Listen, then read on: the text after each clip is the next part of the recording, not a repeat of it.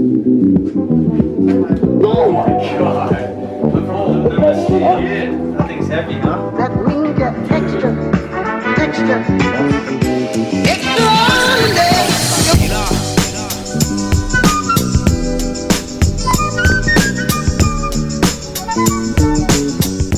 What do you think of that tranny? You like it? You like it? I think he approves. He likes the tranny. He's just a little camera shy, you know what I mean? So what we're gonna do, guys, is we're gonna go ahead, since we need to get this drive shaft out. I need to lengthen the wires, like I said, for this guy. We're gonna go ahead and get the tranny out, get the bell housing off, get the old clutch out. That's my buddy's anyway, so we need to get all that stuff, and we're gonna take it out, probably load it up in the truck, including the supercharger, and then we're gonna, you know, have it ready to be able to drive out to him and take it back to him. So let's go ahead and get jamming on that. We gotta start in the inside of the car. So if you guys remember, there's Allen here. This guy will spin off, and then most people don't know how to pull these up.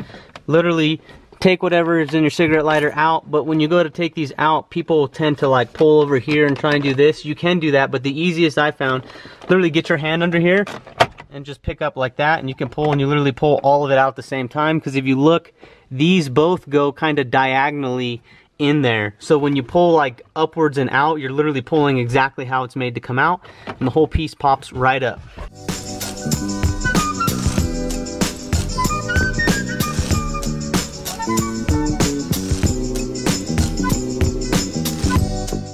That's why I used to ride the ball all the way down, because you could see where it definitely bites in there when we do the lockdown screw. And if you have it do that on the threads, you can obviously screw your threads up a little bit. So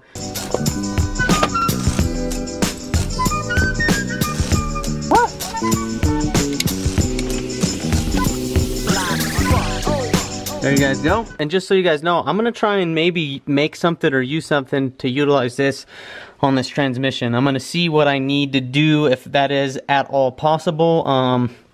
Nobody makes a shifter for these that I found so far. So they make the handle that goes from here up, which I may have to buy because this takes bigger screws, but I have yet to find a direct replacement, you know, type handle. The factory handle, I think you can use it, and I may end up just using it as is like this and putting my shift knob on the factory handle.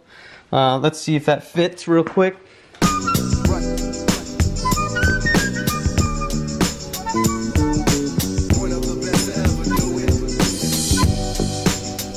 So that will work on this handle. We'll just run it all the way down till, you know, it's obviously gonna sit like this, and our knob looks sideways, so we'll run it down to there. So go ahead and lock it down right there.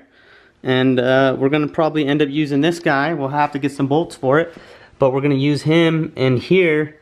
And people are gonna be like, well, Chad, that's not a short throw shifter. That handle's all big and blah, blah, blah. Yes, you guys are right. The beauty of having a long handle like this is you have more length up here. And granted, the taller it is, the more movement or more swing you have to do. That's the same concept on how a short throw shifter works, is they move the pivot point from being, you know, lower here where you have to do more upper movement to up here. So that way, say our pivot point's right there and it has to pivot right there. We have, in order to get the bottom piece to move, we have to do more at the top, versus if we move the pivot point up here and it pivots right where this piece is, it's gonna take less movement to get the bottom to move more. So that's literally all a short throw shifter does, is move the pivot point up. Most of it's gonna be in the shifter, and what's gonna give us that nice shift quality and shorter throw. As long as this rod is, you know, it's not much taller than the MGW that I have. The MGW is probably to like right here. So because this is only yay tall, I'm not gonna care. Plus, with how smooth this thing shifts and how much shorter this throw is naturally, like if you guys look, that is first to third, or third to fourth, I think, because I can't go over.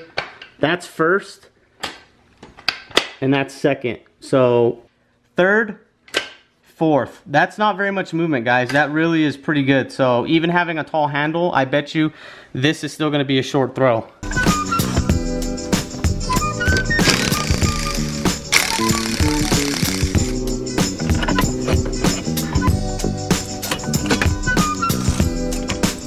So now I just gotta take the shifter bolts out and the shifter will come out. And just so you guys know, it's nice and tight this time. Didn't loosen up at all. Granted, we don't have a lot of miles on it, but still, that silicone's on there nice. So I'm taking this off. I wanted to show you guys. There was some silicone down in the hole on the tip of the bolt, and it's still wet from when we did this. This is now April 28th. Still moist, and we did this like over a month ago. That's pretty crazy. Don't forget, guys, this guy I feel is way easier to get from up top up here. If you have a big flat head, I like to get a big flat head in there, twist it, and then push.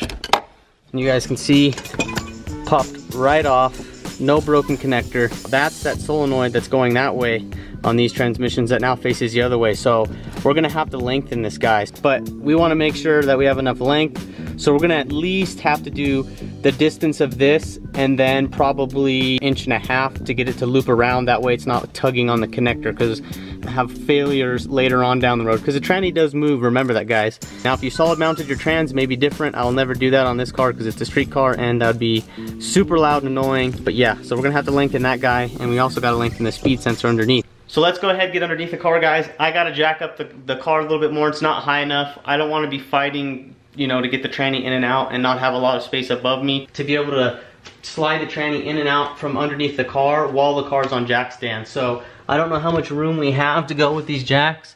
It doesn't look like a lot, but we probably have 3 more clicks or something. So we're probably gonna set those jacks to the max height, both front and rear. Remember, guys, keep your door shut when you do this, when you're jacking your car up. In my opinion, I like them to have, you know, the door shut as a little bit of added rigidity to the car. So yeah.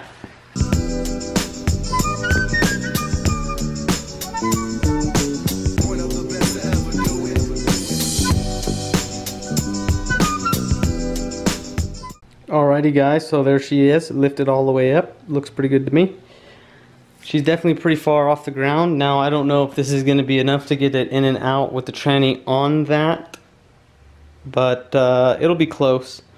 The beauty is we'll have some room for sure. You know what I mean? I may be able to get it on if I put the tranny sideways so the shifter's tilted down, but not a big deal. Now we need to get under there. Take the exhaust off and get that roll. Okay, guys, so we got everything undone except for gonna do the exhaust now. I mean, we got these guys disconnected.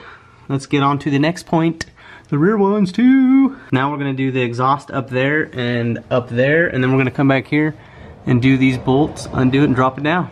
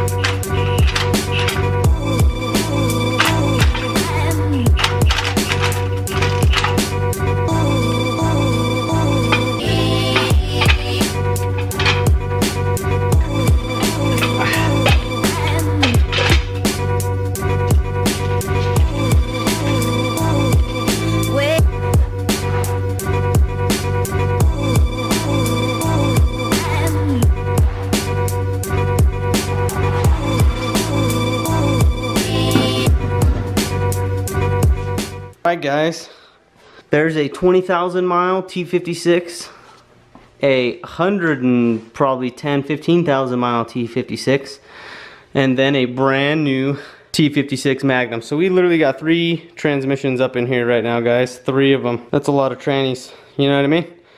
Alright, guys, so now we gotta go back under the car. I need to go take the bell housing off, get the bell housing bolts off, pull the clutch off, pull the flywheel off, get it out, and then we're gonna stick it together with this dude, like I said, and we're gonna take it back to my buddy, and he can have his tranny, his blower, his booster pump, all that stuff back. Get it out of my garage, which will give me some room again, and then on top of that, we're gonna get new flywheel put on, new clutch put in, and then the transmission, you know, bell housing back on and tranny back on.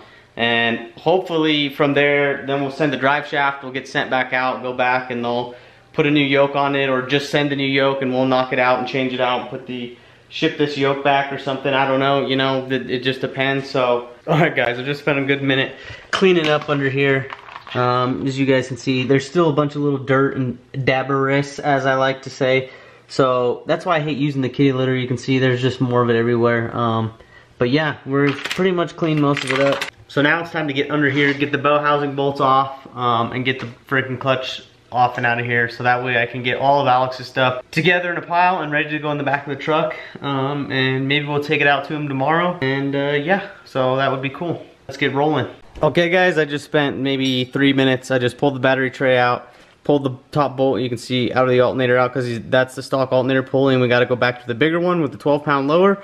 What I may end up doing the next day is going and getting my flywheel tool and putting it on the flywheel, and it holds the flywheel. And what I can do is probably find a spot to kind of wedge it up to get it to hold the flywheel, and then use that to hold the motor from spinning. That way I can actually break the lower pulley loose again. I don't think it should be too bad since I put anti-seize on it, but you never know. It could be a son of a gun. Like, you know, they typically are really difficult no matter what. I'm hoping not, but we will see. It did have a bigger blower on it, which means it's going to put even more load when we're trying to spin those heavier rotors. Like I said, you never know until you get there, so we'll see. Hopefully not. Fingers crossed it comes off easy, but we may just put the clutch and all that on and have that ready and wait, you know, till tomorrow till I can grab my flywheel tool and then, you know, use it. So pulled the starter out. You guys can see the starter chilling right here. So now we're just, I pulled these lower bolts out too that just go through the motor plate down into the bell housing. So now we're just loosening all the bell housing bolts.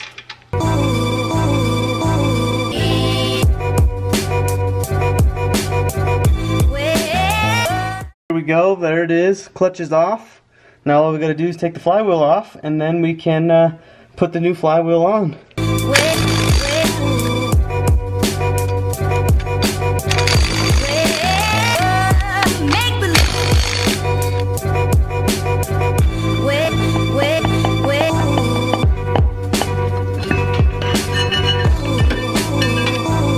Oh yeah, there she is, boys.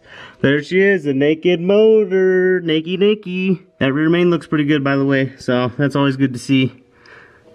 Doesn't really see, I don't see any, looks like any detonation back here, because a lot of times you can see on the back of the crank, you'll see little divots here if it's detonating really bad. You usually won't see it unless it's has very, very bad detonation, but you can see a little bit of detonation there.